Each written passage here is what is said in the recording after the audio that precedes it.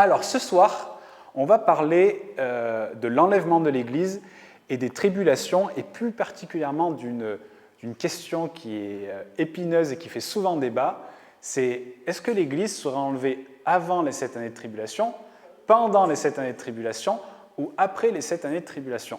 Certains pourraient dire que c'est un débat qui est stérile. Je trouve que c'est tout à fait faux, parce que l'espérance n'est sacrément pas la même dans un cas comme dans l'autre. Parce que soit on va passer par des épreuves terribles, soit on va être enlevé avant, soit on va en vivre une partie, on sera enlevé, soit on va tout vivre. Donc c'est important vraiment de savoir ce que la Bible dit par rapport à ça. Et encore une fois, il ne s'agit pas de déterminer, de savoir quand Jésus va revenir, parce que je vous rappelle que personne ne le sait, même Jésus lui-même ne le sait pas, mais de savoir reconnaître les temps, les saisons, et il y a des signes prophétiques forts qui ont été donnés, et de voir que quand ces choses arriveront, il faudra vraiment qu'on soit en alerte. Et puis une deuxième chose, c'est que ça ne sert à rien d'essayer de connaître ce jour, parce que notre but, c'est d'être fidèle dès maintenant et pas la veille de son retour. D'accord ? Donc on va parler ce soir de l'enlèvement, et on va donc regarder à ces 3 possibilités, ces 3 croyances vis-à-vis de l'enlèvement de l'Église avant ou pendant ou après. Et pour ça, il faut déjà saisir une première chose, c'est qu'est-ce que c'est que ces 7 années de tribulation et d'où est-ce que ça sort? Parce que quand vous lisez le livre de l'Apocalypse, vous ne voyez pas cette notion de 7 années de tribulation qui est écrite. Je vous ai parlé de 3 années et demie ou de 1260 jours, j'y reviendrai, parce que c'est une notion aussi qui est importante, mais on ne le voit pas. Ça veut dire que ça, c'est expliqué dans d'autres livres. Et à chaque fois qu'on lit l'Apocalypse, c'est important de regarder à toute la Bible, parce qu'on a besoin de toute la Bible pour vraiment comprendre ce qui nous est dit. Et par rapport à ces 7 années de tribulation, il y a beaucoup de prophètes dans l'Ancien Testament qui en ont parlé, mais il y en a surtout un qui en a parlé, et c'est Daniel. Et ce soir, on va passer beaucoup de temps dans le livre de Daniel. Et on voit que Daniel, je vous rappelle un petit peu le contexte de cette histoire, mais sur le règne du roi Nebuchadnezzar, donc le règne babylonien, il avait fait emmener captifs les Israélites et une partie des jeunes Israélites qui étaient brillants pour les amener à son service. Et alors que Daniel est captif à Babylone, il va recevoir des séries de visions extrêmement fortes de la part de Dieu, soit pour expliquer des songes, soit des visions qu'il va recevoir lui-même. Et il y en a 2 auxquelles on va regarder principalement. La première, c'en est une qui concerne l'histoire des nations du monde. Et ça, c'est important de comprendre. Depuis la déportation du peuple juif à Babylone jusqu'à ce que Jésus revienne. Donc, c'est-à-dire que Daniel, il a reçu des choses jusqu'à ce que Jésus revienne. Et la deuxième prophétie forte qu'il a reçue, c'est, cette fois-ci, ça ne concerne pas les visions, mais ça ne concerne pas les nations, mais ça concerne le peuple juif, là encore, depuis la déportation à Babylone jusqu'à l'établissement du royaume de Dieu sur la terre. Donc la première se trouve dans Daniel, au chapitre 2, des versets 31 à 45. Et ce passage, on ne va pas le lire, je vous inviterai à le lire chez vous, mais cette interprétation vient suite à un songe qu'a fait le roi Nebuchadnezzar avec une immense statue qui était composée de différents métaux et de différents matériaux. Alors Ben, si tu peux, s'il te plaît, l'afficher à l'écran. Et on voit ce qui est très très fort dans cette vision, vraiment qui est incroyable, c'est que Daniel a reçu l'interprétation de ce rêve et il a vu des nations, des choses, de nations et d'empires qui n'existaient même pas encore à l'époque où lui vivait. C'est-à-dire que quand vous regardez les livres d'histoire, tout ce qu'a donné Daniel comme interprétation du rêve de Nebuchadnezzar s'est passé exactement comme il avait annoncé. C'est-à-dire qu'aujourd'hui, si vous voulez prouver la véracité de la parole de Dieu, c'est important de connaître cette histoire parce que c'est exactement tout ce qui s'est passé. D'accord ? Donc, on voit dans cette vision que déjà tout en haut, si tu peux grossir un petit peu, il faut faire échappe, fais échappe. Tu fais plus en haut. C'est pour ça que je l'avais mis direct au milieu. Hop. Donc vous voyez bien. La benne, ouais. Voilà, parfait. Donc on voit déjà que là, il est en bas. Tu as cliqué un coup de trop, c'est pas grave. Vas-y. Il faut que tu la remontes. Voilà. Donc on voit la première chose, c'est qu'il y a la tête qui est en or et qui représente le royaume de Babylone, l'empire babylonien, Pourquoi en or? Parce que c'était l'un des plus grands empires qui a connu la Terre. Ils avaient énormément de richesses. Ils avaient, vous savez, des jardins luxuriants. Vous avez peut-être entendu parler des jardins suspendus de Babylone. C'était vraiment un règne incroyable qui est représenté donc, par cette tête en or. Ensuite, Daniel lui explique que la partie d'en dessous, qui est la poitrine et les bras qui sont en argent, nous parle de l'empire médo-perse qui s'est emparé de cet empire babylonien sous le règne de Cyrus II. Donc ça, c'est en 539 à 330 avant notre ère. C'est une date à bien se souvenir pour la suite qui est importante. Ensuite, il y avait le ventre et les cuisses qui sont en bronze. Donc ça, c'est l'empire gréco-romain avec les grandes conquêtes d'Alexandre le Grand que vous avez pu étudier à l'école. Ensuite, nous avons les jambes en fer. Ça aussi, c'était vraiment quelque chose de fort parce qu'il a parlé que ce sera Rome qui sera divisé, qui est représenté par ces deux jambes de la statue, et qui disparaîtra pour un temps pour revenir, et ça c'est très important, à la fin des temps sous la forme de 10 rois qui feront des alliances entre eux, qui sont représentés par les 10 orteils de la statue. D'accord ? Donc ça, c'est la première vision de Daniel. Et cette vision, elle est profondément liée, tu peux mettre la diapo 2, à une autre vision qu'il a eue dans Daniel au chapitre 7, qui est 4 animaux qu'il a pu voir en vision. Et dans cette vision, on voit qu'il y a un lion, un ours, un léopard et une terrible bête. Et chacun de ces animaux correspond à un empire. D'accord ? Donc quand vous lisez ces deux visions, ces deux chapitres sont intimement connectés. Le chapitre 2 du livre de Daniel et le chapitre 7. D'accord ? Et sur cette dernière bête, qui n'est pas vraiment un animal, qui est un descriptif assez tortueux, assez bizarre, il nous dit que c'est une bête terrible. Et cette bête terrible, il a vu sur elle une dernière corne qui émergeait sur sa tête. Et je vais juste vous lire ce passage. Il dit « Après cela, j'ai vu dans mes visions nocturnes une quatrième bête redoutable, terrible et extraordinairement puissante. Elle avait de grandes dents de fer, elle mangeait, brisait et piétinait ce qui restait. Elle était différente de toutes les bêtes précédentes et avait 10 cornes. Je regardais les cornes et j'ai vu une autre petite corne sortir du milieu d'elle. » Donc cette corne, c'est le dernier empire mondial qui sera détruit par le retour de Jésus, on verra ça lors de la prochaine soirée, mais cet empire qui va se former au tout début des 7 années de tribulation, mais on verra ça une prochaine fois parce qu'aujourd'hui on va s'intéresser déjà à ceci. Et on voit aussi encore une autre vision, pareil, je la nomme juste pour que vous l'ayez en tête pour la prochaine fois, dans Daniel 8, des versets 1 à 14, où il nous est parlé en détail d'un bouc, là aussi avec des cornes, et il y a beaucoup de descriptifs qui est fait. Et en fait, tout le passage de Daniel au chapitre 8, des versets 1 à 14, ça concerne l'Antichrist, et ça va nous donner énormément de détails sur l'origine de l'Antichrist, d'où il viendra et ce qu'il fera. Et vous allez voir que c'est vraiment, on a vraiment un détail qui est très très fort pour savoir d'où va venir cet homme, qui il sera, comment il va arriver, comment il va émerger, et surtout comment il va réussir à former un gouvernement mondial et régner sur toute la Terre pendant 3 années et demie. Mais ça, on verra la prochaine fois. Et ensuite, on a cette deuxième grande prophétie sur laquelle on va rester un peu plus longtemps, qui concerne cette fois Israël. Et on voit que l'ange a révélé à Daniel quelque chose de très très fort, c'est que 70 semaines de temps ont été fixées sur son peuple. Donc sur son peuple, c'est le peuple de Daniel, ça concerne donc Israël, d'accord ? Et ces 70 semaines prophétiques mentionnées dans Daniel 9, c'est vraiment important de comprendre qu'elles ne concernent pas les nations, elles ne concernent pas l'Église, mais elles concernent bien Israël.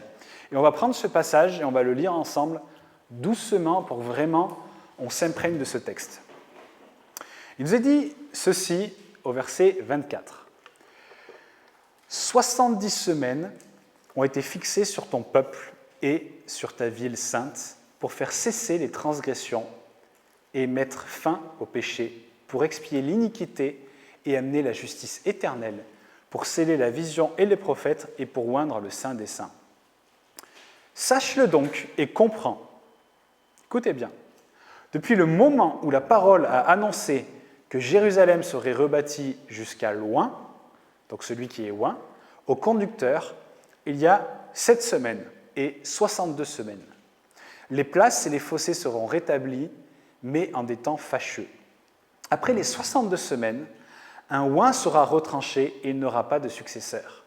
Le peuple d'Inchèche qui viendra détruira la ville et le sanctuaire, et sa fin arrivera comme par une inondation. Il est arrêté que les dévastations dureront jusqu'au terme de la guerre. Il fera une solide alliance avec plusieurs pour une semaine, et durant la moitié de la semaine, il fera cesser le sacrifice et l'offrande. Le dévastateur commettra les choses les plus abominables jusqu'à ce que la ruine et ce qui a été résolu fondent sur le dévastateur. Donc c'est un passage peut-être que vous avez déjà lu, que vous connaissez peut-être et qui n'est pas toujours simple à comprendre. Et si on ne comprend pas ce qui nous est dit dans ce texte, c'est impossible de comprendre tout ce qui va se passer à la fin des temps. C'est pour ça qu'on va vraiment prendre le temps. Donc déjà, il est important de savoir ce qui nous est dit par semaine. En hébreu, le mot semaine, c'est sabois. Et sabois, c'est le chiffre 7. D'accord ? C'est-à-dire que dans ce passage, il nous est dit 70 semaines, donc en fait, il est dit 70 fois 7. Ok ? Vu que c'est semaine, c'est le chiffre 7. Maintenant, le problème, c'est de savoir à quoi fait mention ce chiffre 7. Est-ce qu'il fait mention à des vraies semaines ? Est-ce qu'il fait mention à des mois? Est-ce qu'il fait mention à des jours ou à des années? Eh bien, pour répondre à cette question, en fait, on se rend compte dans la Bible que ça dépend du contexte. D'accord ? Et j'ai envie de dire 95% du temps dans la Bible, quand il nous est donné d'une manière prophétique le mot semaine, c'est toujours pour exprimer des semaines de 7 années. C'est qu'un jour égale une année. Donc je vous donne plusieurs références que vous pourrez regarder tranquillement chez vous. On a dans Ézéchiel au chapitre 4, des versets 4 à 6, dans Nombre 14, versets 33-34, et dans Apocalypse 11 au verset 3 et Apocalypse 12 au verset 6. Mais j'ai quand même pris un exemple d'une histoire qu'on connaît bien cet après-midi, qui est l'exemple de Jacob lorsqu'il est allé chez Laban. Vous vous souvenez de cette histoire ?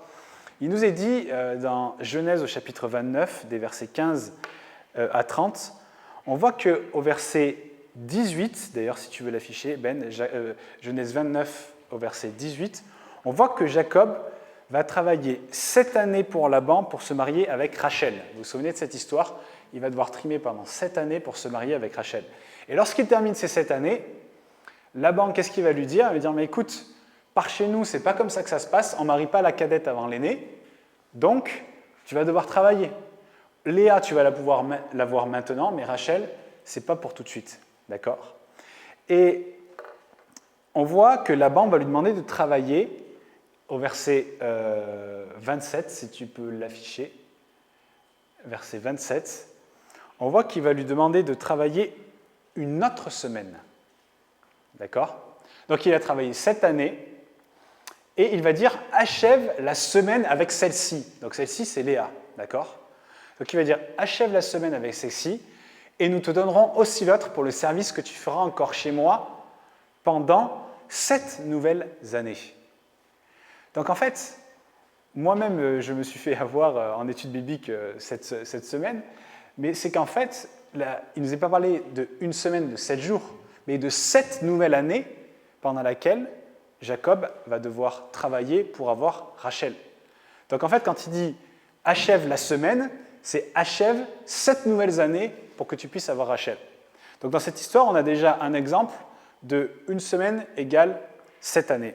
Et vous pouvez voir, il y a tous les versets que je vous ai donnés, et il y en a une ribambelle dans la Bible de fois où à chaque fois que Dieu donne une parole vis-à-vis d'une semaine, ou en semaine, c'est vraiment, ou des jours, c'est vraiment des années. D'accord ? Par exemple, repensez au peuple d'Israël, il lui a dit, j'ai un trou, quand il lui a dit, pendant 40 jours, vous avez fait ce qui est mal devant moi, alors vous allez errer pendant 40 années dans le désert. Par exemple, un autre exemple. Donc on voit qu'il y a toujours une notion de jour à année, mais vous regarderez les passages que je vous ai donnés. Et donc, on voit ici, dans ce passage des 70 semaines, que c'est vraiment des années, des semaines d'années dont il nous est fait question. Donc c'est 70 fois 7 années, d'accord ? Et donc, on voit que ces 70 semaines, elles sont divisées en 3 parties. D'accord ? Et là, écoutez bien. On voit qu'il y a une partie, alors je vais faire un dessin pour que vraiment vous puissiez bien saisir la chose. Hop là, on va faire... Il faut que je garde un peu l'échelle. Voilà, on va faire comme ça. Donc il y a une première partie, il nous est dit 7 semaines, d'accord ? Je vais reprendre le passage. Sache-le donc et comprends, depuis le moment où la parole a annoncé que Jérusalem serait rebâtie jusqu'à loin, au conducteur, il y a 7 semaines. Donc si une semaine égale 7 années, 7 semaines, ça fait combien d'années ? 49, parce que 7 fois 7, 49, d'accord ? Et ce qui est très intéressant, qui nous est dit, depuis le moment où la parole a annoncé que Jérusalem serait rebâtie jusqu'à loin. À qui est-ce qu'il a été révélé que Jérusalem devait être rebâtie ? Vous vous souvenez de ça ? C'est tout un livre de la Bible, à la fin de l'Ancien Testament, où il nous est parlé de la reconstruction de Jérusalem. À Néhémie. Donc en fait, c'est de Néhémie dont il est question ici, et ça s'est passé en 445 avant Jésus-Christ, d'accord ? Donc c'est ici.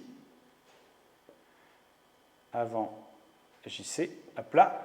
Et ça s'est fait sous le règne de Artaxerxès, qui était, rappelez-vous, la statue, le buste, c'était l'Empire médo-perse. Donc c'était le roi de Perse.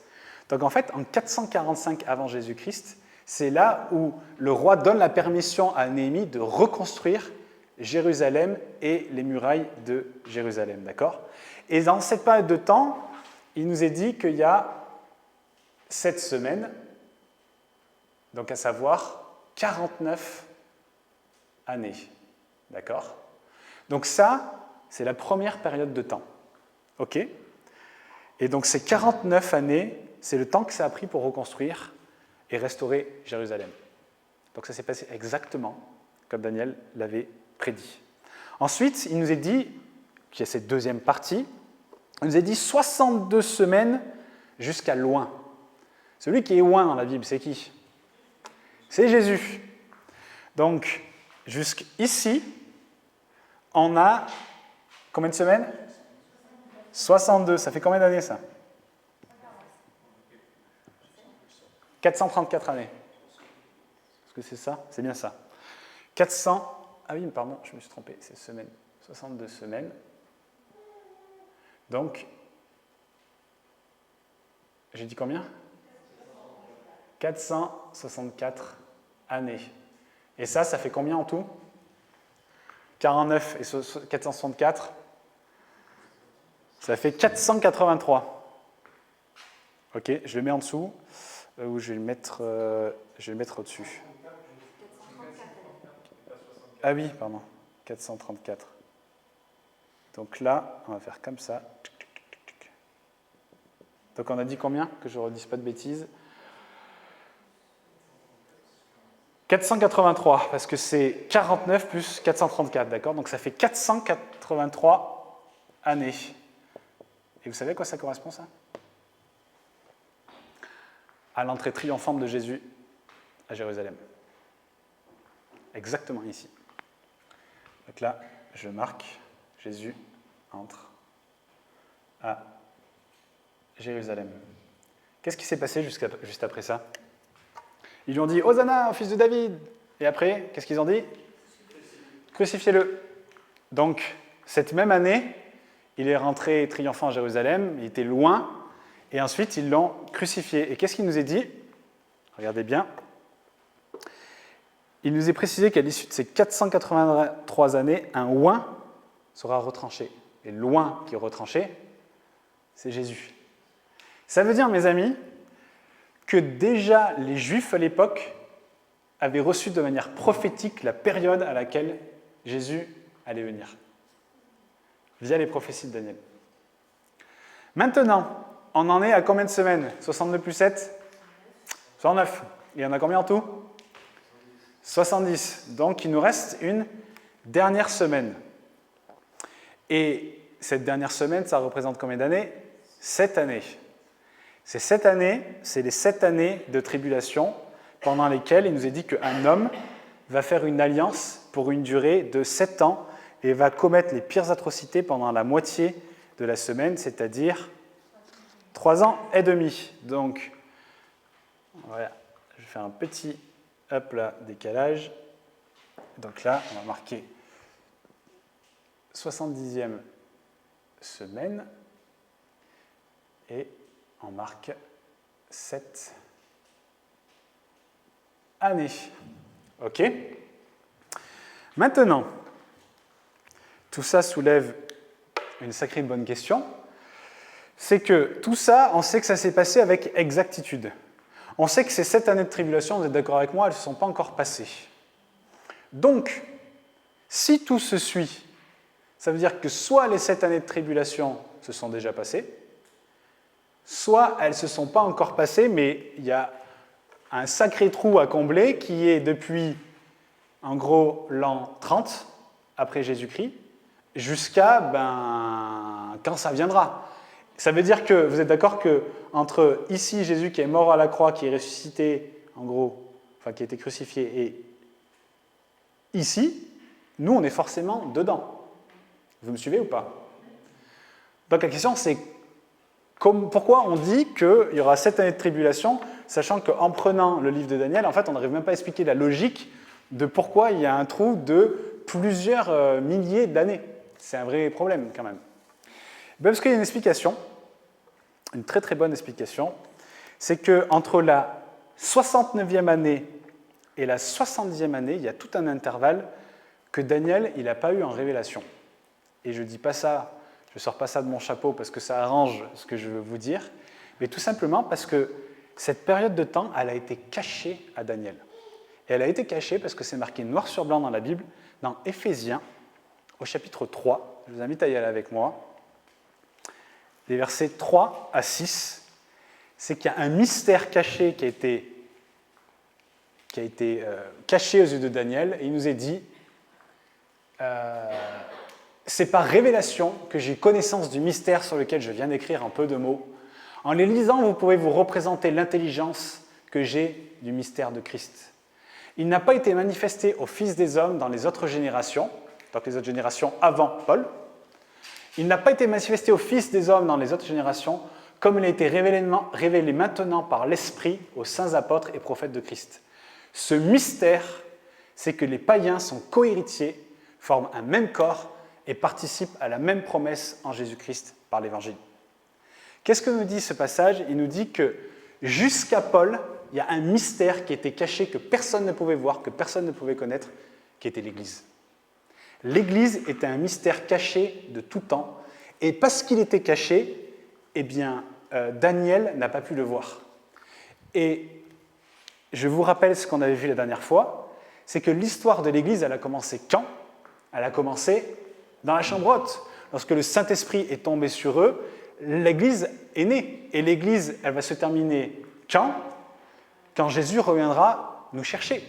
Donc ça veut dire que depuis le Saint-Esprit qui est tombé dans la chambre haute jusqu'à ce que Jésus revienne chercher son Église, on est dans cette bulle, ce mystère caché de tout temps que Daniel n'a pas pu voir, qui est l'Église, le corps de Christ. Et on voit bien que Paul dit que ce mystère, il n'avait pas été manifesté, il n'avait pas été rendu visible aux autres générations. Donc aujourd'hui, entre ici et le jour où Jésus reviendra, on est dans ce mystère caché de tout temps qui est l'Église. C'est pour ça que Daniel n'a pas pu parler de cet intervalle entre la 69e et la 70e semaine, parce que c'est ce qu'on vit actuellement, et c'était un mystère caché. Et cette 70e semaine, je prends un peu d'avance sur la soirée prochaine, eh bien, ces 7 années de tribulation, ça va débuter par la confirmation, c'est ce qu'on voit dans le livre de Daniel, d'une alliance, d'une solide alliance pour une durée de 7 ans, c'est-à-dire une semaine. C'est-à-dire que ces 7 années de tribulation, ça va commencer par une alliance qui va être faite entre ces rois, qui sont, je vous rappelle, les orteils de la statue. Donc ça, c'est ce qui va se passer au début des 7 années de tribulation. Et je vous rappelle que Paul, on a vu dans les passages aux Thessaloniciens, il a dit que nous, on va voir cet homme être connu de tous. C'est-à-dire qu'il faut qu'on le voie. Je vais en parler après, je vais vous perdre. Donc, quoi qu'il en soit, on est dans cette bulle, d'accord ? Et donc, Daniel ne pouvait pas la voir parce qu'elle était cachée de tout temps. Donc voilà pourquoi on sait déjà que cette période de tribulation va durer pendant 7 années, où la Bible nous dit 2520 jours. Maintenant, petite parenthèse, si vous faites 7 fois 365, vous n'obtenez pas 2520 jours. Pour la simple et bonne raison que ça s'est fait avec le calendrier que les Juifs avaient à l'époque, et le calendrier juif, il n'y a pas 365 jours, dedans il y en a 360. C'est pour ça que dans l'Apocalypse, il y a ces chiffres qui ressortent 2520 jours ou 1260 jours de mémoire. 1260 jours pour 3 années et demie. Mais c'est une parenthèse, on y reviendra après. En année biblique, c'est toujours en 360 jours.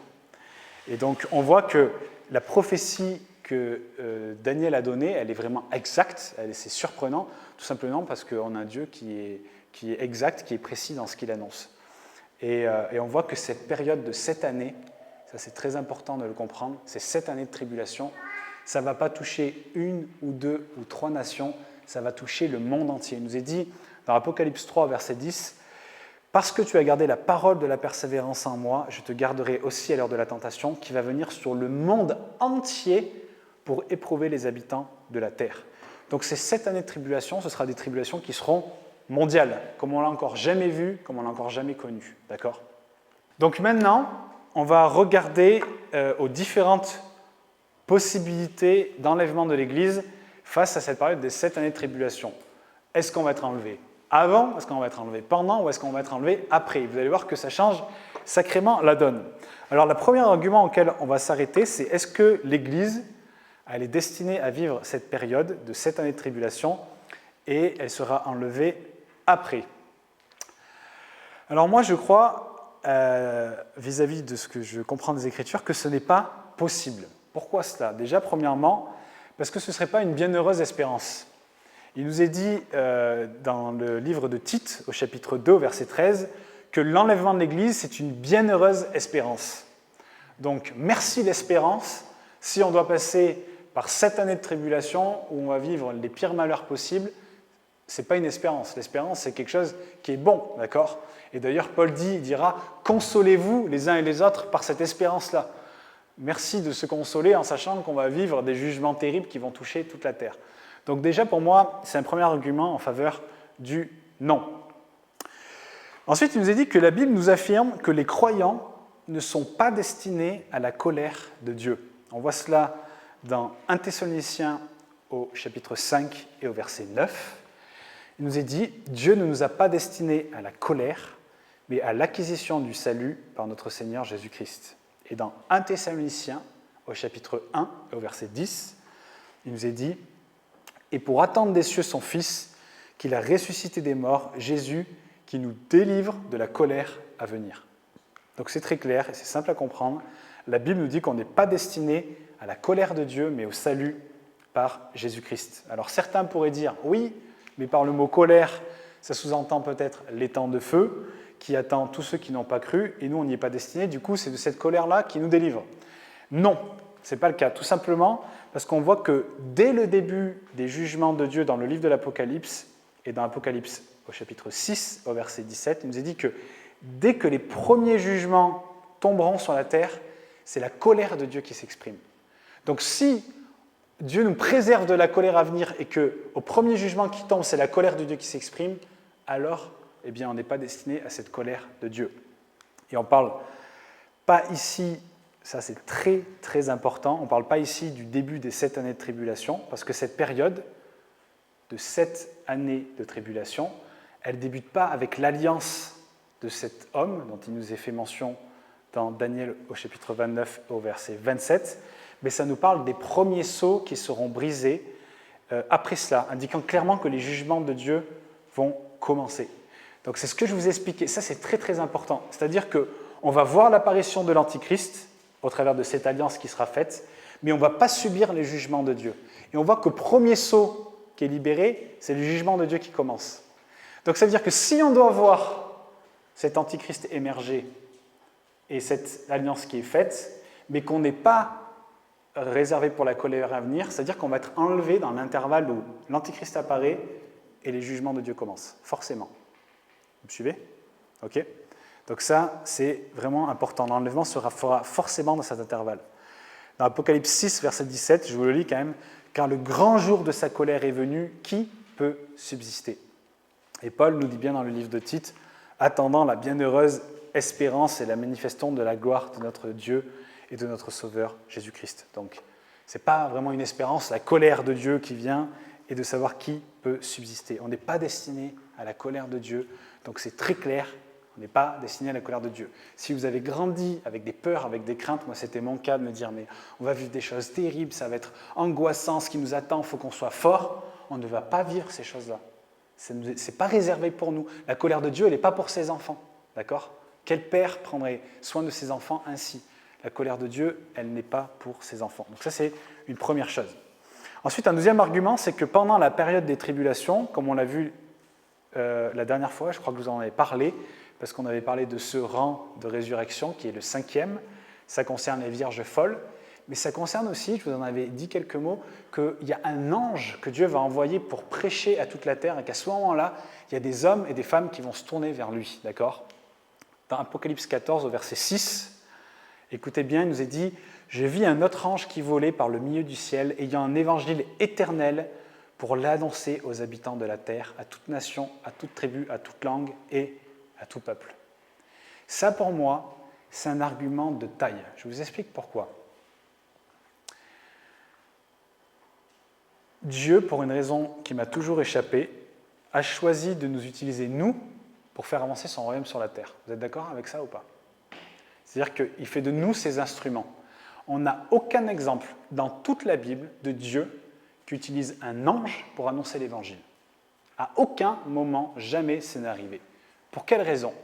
Parce que Dieu a choisi son corps, son Église, les croyants, nous ses enfants, pour annoncer l'évangile et faire avancer le royaume de Dieu sur la terre. Donc, si Dieu utilise un ange pour annoncer l'évangile à ce moment-là, ça veut dire que l'Église n'est plus là.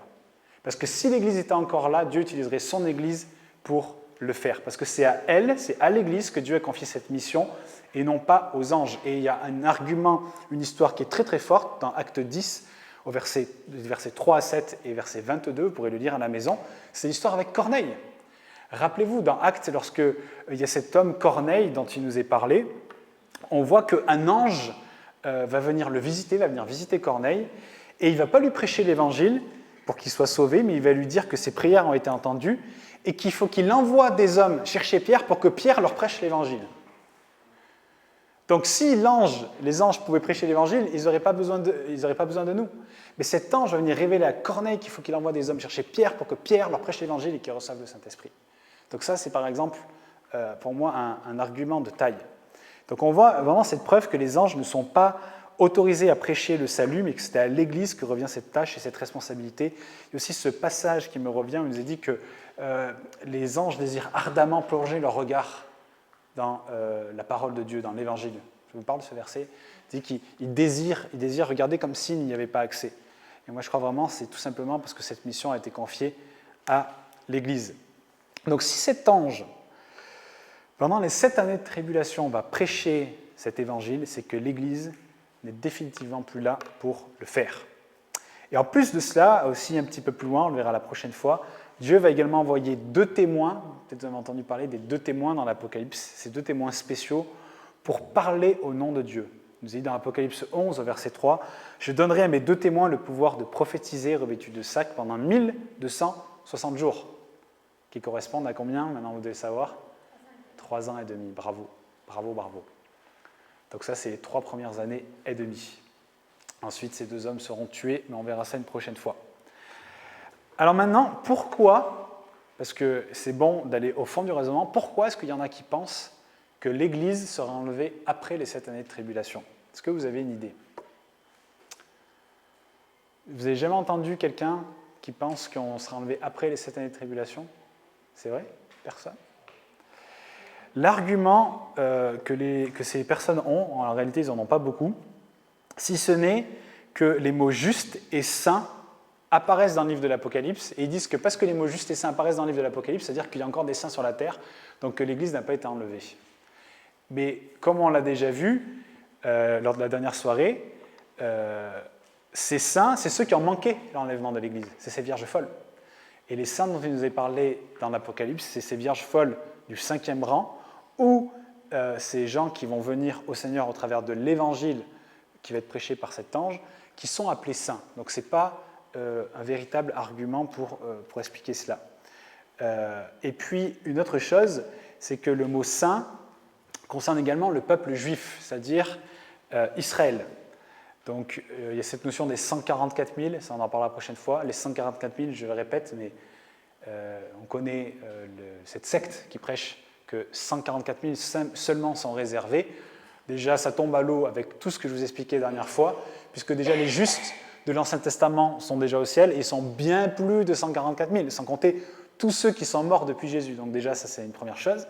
Et puis ces 144 000, ce sont des juifs dont il nous est parlé, donc ce n'est pas l'Église, mais c'est vraiment les juifs, qui eux sont réservés pour un temps donné, mais ça on en parlera la prochaine fois, parce que je ne veux pas tout mélanger. Quoi qu'il en soit, en plus de ça, c'est vrai, il y a aussi ça, c'est qu'on ne voit nulle part dans la Bible un verset qui encourage l'Église à tenir ferme pour subsister pendant ces 7 années de tribulation. Parce que je vous garantis, quand on va regarder ce qui va se passer pendant les 7 années de tribulation, Dieu, dans sa grâce, nous aurait donné des outils, nous aurait encouragés pour tenir bon.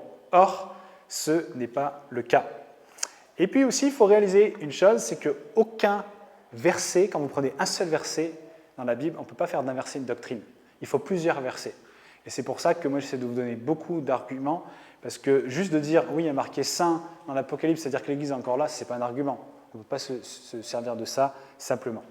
Donc, quoi qu'il en soit, on ne sera pas enlevé après les 7 années de tribulation. Maintenant, est-ce que l'Église est destinée à vivre une partie de cette période et qu'elle soit enlevée au milieu des 7 années de tribulation? Ça, c'est une chose qu'on entend beaucoup. Pourquoi cela? Parce que les gens se servent d'un passage qu'on va lire maintenant dans 1 Corinthiens.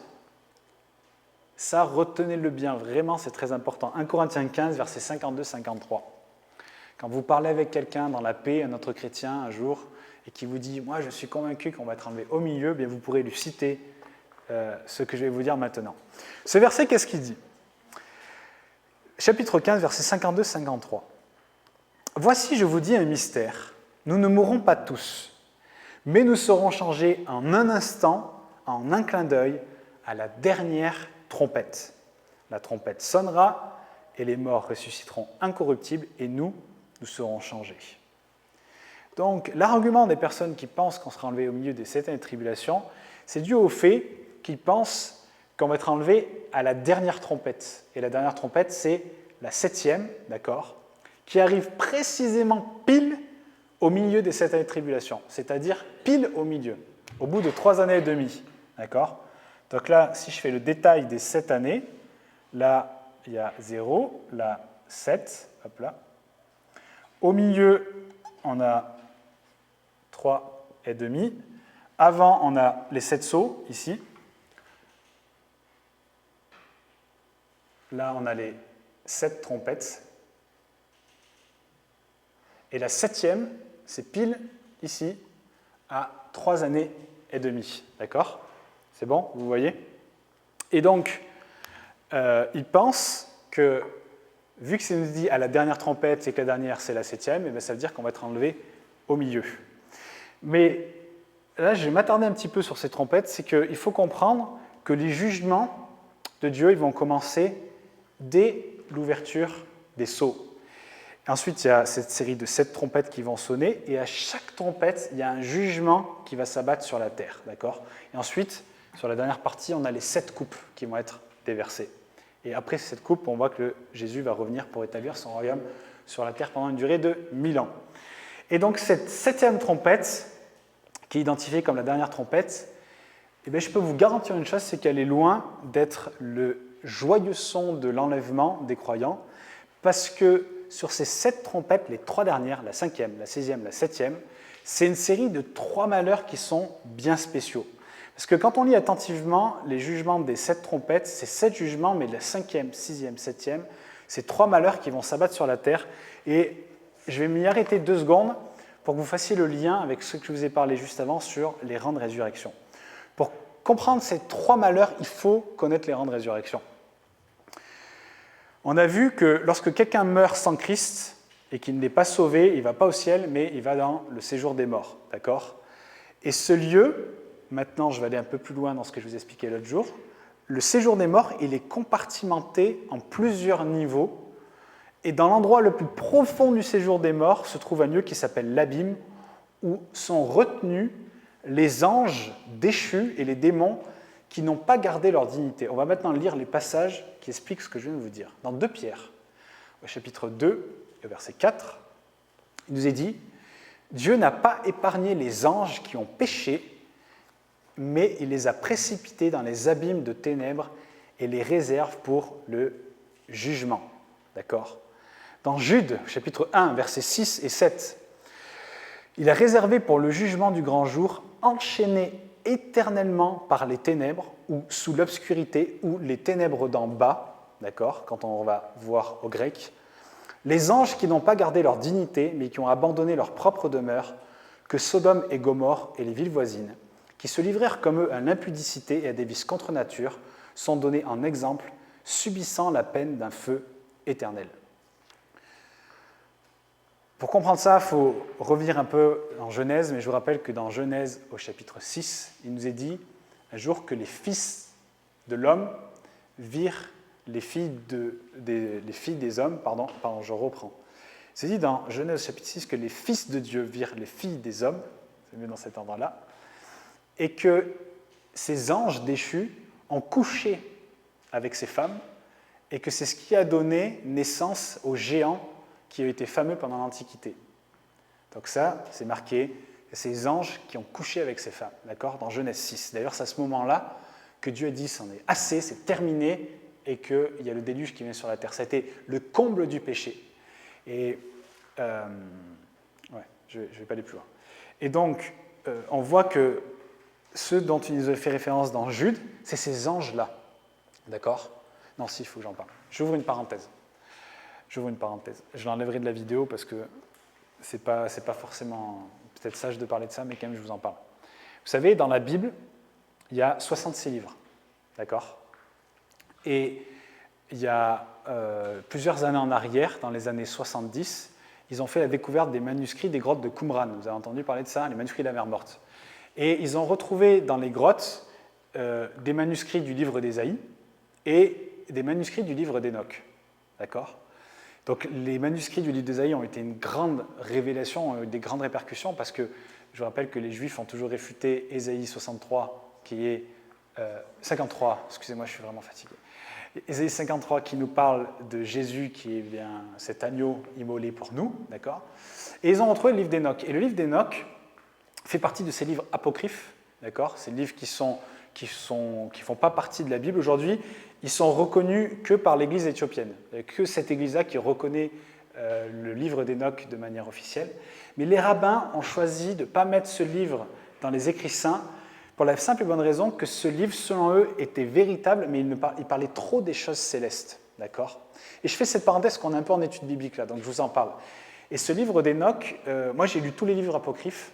Quand on les lit, c'est vraiment bizarre, on se rend bien compte qu'il y a quelque chose qui cloche, ça ne colle pas. Mais le livre d'Enoch, c'est vraiment... on a l'impression vraiment que c'est vrai, quoi. Et c'est intéressant de voir que Jésus a cité plusieurs fois le livre d'Enoch, que Jude a cité le livre d'Enoch. Donc dans le Nouveau Testament, des versets du livre d'Enoch sont cités. Donc c'est pour ça que c'est déjà intéressant. Et le livre d'Enoch, il développe pendant une vingtaine de chapitres ces 2 versets de Genèse 6 qui nous parlent des anges qui ont couché avec les démons, qui ont couché avec les femmes. Oh là là. Et donc, il nous est révélé dans ce livre, je trouve que ça apporte un peu plus d'éléments, mais il nous est dit que ces anges déchus, ces démons, ils ont appris aux hommes des choses qui leur étaient cachées. Il nous est dit qu'ils leur ont appris à lire l'avenir dans les étoiles, à fabriquer des armes, à utiliser les plantes pour faire des poisons, pour faire des remèdes. Ils leur ont appris toutes sortes de choses, l'horoscope, à faire de la divination, à utiliser les osselets, toutes ces choses-là. Et on voit qu'il y a du détail dans le livre d'Enoch, mais que Dieu se met dans une colère terrible parce qu'il dit « mais ces choses-là, les hommes n'auraient jamais dû les connaître ». Et je trouve que, je me permets d'apporter ça parce que ça donne un peu plus de poids à pourquoi Dieu s'est mis dans une telle colère à dire « je vais purger ce monde parce qu'il y a un tel mal que c'en est trop, quoi. » Jusqu'à ce qu'il trouve Noé qui était le seul juste. On voit en tout cas dans nos Bibles, à nous, en Genèse 6, que la cause principale, c'est ces démons qui ont couché avec les femmes. Mais je trouve que je vous apporte ça, c'est pas la Bible, donc c'est pas la vérité, d'accord? Mais c'est un élément à prendre en considération, peut-être, à connaître, pour expliquer un peu cette colère de Dieu. Et on voit, dans le livre de Jude, que ces anges qui ont couché avec ces femmes, il nous est dit, qui sont sous l'obscurité, dans les ténèbres d'en bas du séjour des morts, d'accord? Maintenant, quand on a ça en tête, on voit aussi d'ailleurs, je vous donne pour votre connaissance, il y a beaucoup de versets qui se rapportent à l'abîme d'en bas du séjour des morts, dans Apocalypse 11 au verset 7, Apocalypse 17 verset 8, Apocalypse 20 versets 1 et 3, et bien d'autres encore. Mais quoi qu'il en soit, on voit qu'il y a différents niveaux à ce séjour des morts. Maintenant, pourquoi je vous ai parlé de ça? Parce que ces trois malheurs, ces trois dernières trompettes, la 5e, la 6e, la 7e, sont trois malheurs bien spéciaux.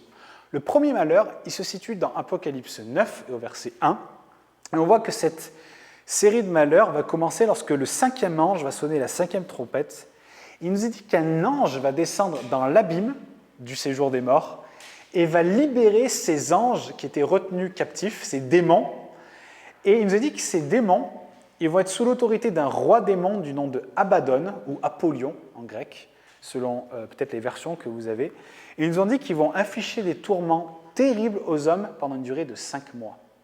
C'est-à-dire que ces anges-là, qui ont commis ces choses, il nous a dit dans Genèse 6, et au temps de Sodome et Gomorrhe, même après, qui ont fait des choses semblables, à savoir la sodomie et j'en passe, ils étaient en attente dans le séjour des morts, et ils vont être libérés lors de la 5e trompette, et ils vont infliger des tourments terribles aux hommes pendant une durée de 5 mois. Ça, c'est la 5e trompette. Ensuite, la 6e trompette, c'est le deuxième malheur qui arrive dans Apocalypse 9 au verset 13. Vraiment, regardez tout ça chez vous. Ça, c'est un peu bizarre, c'est presque un peu flippant. Mais il nous est dit que là, même au moment où je vous parle ce soir, il y a sur le fleuve de l'Euphrate 4 entités démoniaques, il nous est dit, qui attendent l'heure, le jour, le mois et l'année précise où ils seront déliés, et avec eux 200 millions de cavaliers démoniaques qui vont être libérés sur la terre et qui vont tuer le tiers de la population mondiale. Ça, c'est la 6e trompette. D'accord?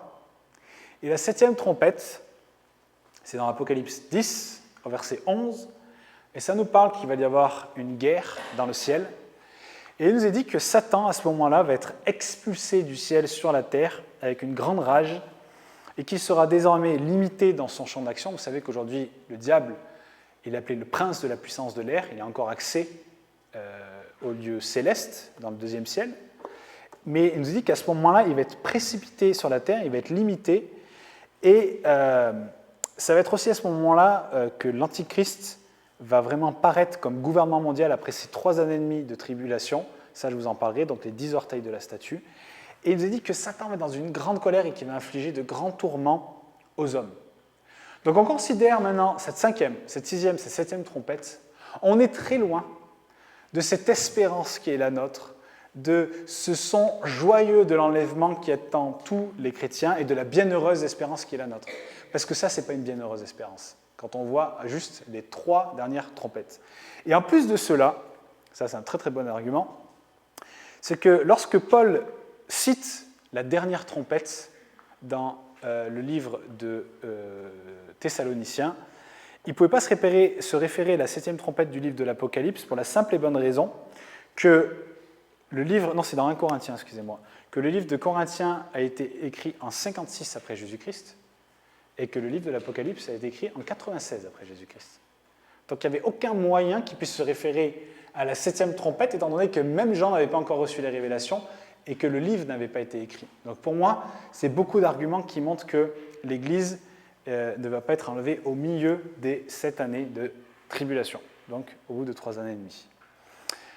Maintenant, est-ce que l'Église est destinée à être enlevée avant les 7 années de tribulation? Eh bien moi, je proclame un grand oui, et avec joie quand on voit tout ce qui va se passer, je le crois. Pourquoi est-ce que je crois que l'Église va être enlevée avant? Eh bien déjà, comme je vous l'ai dit, parce qu'on sait que dès que les premiers sceaux vont être brisés, eh bien c'est la colère de Dieu qui se manifeste. Et il nous est dit dans 1 Thessaloniciens, au chapitre 5, au verset 9, que Dieu ne nous a pas destinés à la colère, mais à l'acquisition du salut par Jésus-Christ. 1 Thessaloniciens, au chapitre 1, au verset 10, encore une fois, pour attendre des cieux son Fils qu'il a ressuscité des morts, Jésus qui nous délivre de la colère à venir. Romains 5, verset 9, et à plus forte raison donc, maintenant que nous sommes justifiés par son sang, serons-nous sauvés par lui de la colère. Donc c'est des magnifiques versets qui nous montrent qu'on n'est pas réservé à cette colère qui vient. Donc c'est très clair, d'accord ? Le jugement est tombé sur Jésus, et si on accepte ce qu'il a fait pour nous à la croix par la foi, eh bien on n'est plus sous le jugement de Dieu et on n'est plus destiné à la colère. Rappelez-vous ce verset, il n'y a plus de condamnation pour ceux qui sont en Jésus-Christ. Donc on n'est pas destiné à la colère de Dieu. Deuxième argument, on voit dans la Bible, dans 1 Corinthiens au chapitre 6, au verset 2, ça c'est incroyable mes amis, il nous est révélé qu'on va juger le monde avec lui. Regardez, il nous est dit, ne savez-vous pas que les saints jugeront le monde ? Et si c'est par vous que le monde est jugé, êtes-vous indigne de rendre les moindres jugements ? Donc on voit qu'on va juger le monde avec Jésus. Et si ce jugement il se fait pendant ces temps de tribulation, comment on peut être sur la terre en tant que victime à recevoir le jugement et en même temps au ciel à juger la terre avec Jésus ? Ça n'a pas de sens. On nous dit qu'on va juger le monde, donc forcément on ne peut pas être là à subir ce jugement. Et ce jugement il va commencer quand ? À l'ouverture des premiers sceaux. Un troisième argument, on voit dans Apocalypse 3, verset 10, que le Seigneur a promis de nous garder en dehors de ces tribulations, nous qui serons trouvés fidèles lors de sa venue. Il nous est dit, parce que tu as gardé la parole de la persévérance en moi, je te garderai aussi à l'heure de la tentation qui va venir sur le monde entier pour éprouver les habitants de la terre. Donc encore une fois, ça va toucher le monde entier, donc il faut bien qu'on n'y soit plus pour ne pas être touché et impacté par cela. Et le mot grec utilisé dans ce passage, dans « je te garderai aussi à l'heure », c'est le mot « ek », qui signifie en dehors d'eux ou hors d'eux. Donc il dit, je vais te garder en dehors de ce monde qui va être jugé. Donc c'est aussi quelque chose de fort. Donc on sera avec lui dans le ciel, hors du lieu du jugement. Okay ? Et un quatrième argument, dans Luc 21, verset 36, « Veillez donc et priez en tout temps afin que vous ayez la force d'échapper à toutes ces choses qui arriveront et de paraître debout devant le Fils de l'homme. » Donc on voit que Jésus lui-même mentionne ici la possibilité d'échapper à ces jugements qui viennent. Donc si on échappe, c'est qu'on n'est pas ici à les subir. D'accord ? Et le cinquième argument, et là je vais vous donner une clé, mes amis, d'une grande valeur. Moi, ça a changé ma vie, ce que je vais vous dire. C'est qu'il nous est dit, dans le livre de l'Apocalypse, au chapitre 1, au verset 19, quelque chose d'incroyable. C'est que quand on lit le livre de l'Apocalypse, peut-être que vous n'avez jamais fait attention à ça, Jésus nous donne la méthode pour lire le livre de l'Apocalypse et pour comprendre comment il a été écrit. Jésus lui-même nous explique cela. Et ça nous donne vraiment, pour moi, un argument fort pour dire qu'on ne va pas vivre cette année de tribulation. Jésus nous donne cette clé au verset 19 du chapitre 1 et il dit ceci, écoutez bien. Il parle à Jean, d'accord ? Il lui dit, écris donc les choses que tu as vues et celles qui sont et celles qui doivent arriver après elles. Donc on voit que Jésus, il dit à Jean d'écrire les choses en 3 parties. Il y a 3 divisions, d'accord ? C'est bien, il reste bien affiché. Il y a une première division, c'est les choses que tu as vues. Ça, c'est la première division. Les choses que tu as vues. Les choses que Jean a vues, c'est le chapitre 1. Et au chapitre 21, qu'est-ce qu'on voit ? Jean, il voit Jésus qui est ressuscité et qui rentre dans son ministère de souverain sacrificateur. Il voit ça. Il voit Jésus qui est dans la gloire et c'est les choses qu'il voit et Jésus lui dit, écris ces choses-là. On voit que quand il était sur la terre, eh bien, Jésus avait ce ministère de prophète. Depuis sa résurrection jusqu'à son retour, il est maintenant dans son ministère de souverain sacrificateur. Et quand il en reviendra, il entrera dans son 3e grand ministère, celui de roi des rois et seigneur des seigneurs. Ça, c'est une parenthèse que j'ouvre. Mais vous savez que Dieu a promis à son Fils Jésus qu'il régnera. Et cette promesse, elle va être accomplie quand Jésus reviendra au bout des 7 années de tribulation et qui va établir son règne pour une durée de 1000 ans. Mais c'est là où Jésus va régner, c'est la promesse que Dieu a faite. Donc, je reviens dans mon truc. Première division, Jésus dit à Jean, écris les choses que tu as vues. Qu'est-ce que j'envoie Jésus dans son ministère de souverain sacrificateur? Chapitre 1 de l'Apocalypse. Ça, quand vous lisez, c'est les choses qu'il a vues. Ensuite, il dit, écris celles qui sont.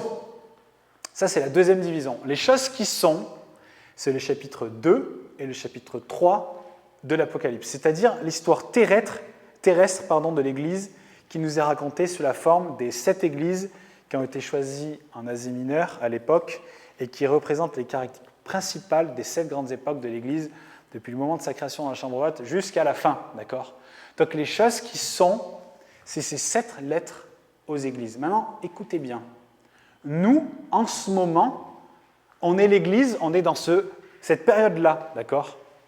Dans cette période de l'Église que Daniel n'avait pas pu voir parce que c'était un mystère caché. Eh bien ça, mes amis, c'est le chapitre 2 et 3 de l'Apocalypse. Les 7 lettres qui ont été écrites aux 7 églises, c'est vraiment, comment expliquer? C'est vraiment les caractéristiques principales de ces 7 grandes époques de l'Église. Donc nous, en ce moment, on est dans les choses qui sont, parce que l'Église, elle est encore là sur la terre, et nous, on est l'Église, d'accord? Donc nous, on est dans les choses qui sont. Mais lorsque Jésus dit à Jean, et écrit celles qui doivent arriver après elle, après quoi? Après les choses qui sont. Donc la troisième catégorie, c'est celles qui doivent arriver après l'histoire terrestre de l'Église, c'est-à-dire du chapitre 4 au chapitre 22. Et le chapitre 4 au chapitre 22, c'est toutes les trompettes, les sceaux, les jugements, tout ce qui va se passer. Ça, pour moi, c'est un argument incroyable. C'est-à-dire que quand vous lisez l'Apocalypse, non seulement vous allez maintenant le lire avec beaucoup plus de clarté, parce qu'on sait, chapitre 1, c'est les choses qu'il a vues, Jésus. Chapitre 2 et 3, c'est l'histoire de l'Église. Donc nous, on est dans l'histoire de l'Église, vu qu'on est encore là sur la terre. Et quand tu lui dis « écris celles qui viennent après elle », après celles qui sont, c'est-à-dire l'histoire de l'Église, eh bien, c'est chapitre 4 à 22. Et ça, forcément, on ne va pas les vivre, vu que c'est les choses qui viennent après les choses qui sont, c'est-à-dire l'Église qui est enlevée. Donc, ça, c'est très important à connaître, déjà pour comprendre ce qu'on lit quand on lit l'Apocalypse, déjà, parce que des fois, quand on lit, on ne comprend rien. Ça, c'est la méthode que Jésus nous donne pour comprendre, mais c'est en plus un argument choc pour expliquer que forcément, on ne sera pas dans tout ce qui va se passer du chapitre 4 au chapitre 22, vu que l'histoire de l'Église sera terminée. D'accord? Donc, si on ne respecte pas ces divisions que Jésus lui-même a établies, eh bien, assurément, on va être dans la confusion et on va tout mélanger. Mais si on les respecte, déjà on se rend compte que l'Église ne peut pas être enlevée pendant et après les tribulations, et on se rend compte également qu'on va voir, encore une fois, l'Antichrist avant d'être enlevé, puisque c'est lui qui va confirmer cette alliance qu'il nous expliquait dans Daniel 9, et d'ailleurs également dans 2 Thessaloniciens au chapitre 2, versets 1 et 3, qu'on a lu et que je vais vous relire une dernière fois. Pour ce qui concerne l'avènement de notre Seigneur Jésus-Christ et notre réunion avec lui, nous vous prions, frères, que personne ne vous séduise d'aucune manière, car il faut que l'apostasie soit arrivée auparavant et qu'on ait vu paraître l'homme du péché, le fils de la perdition.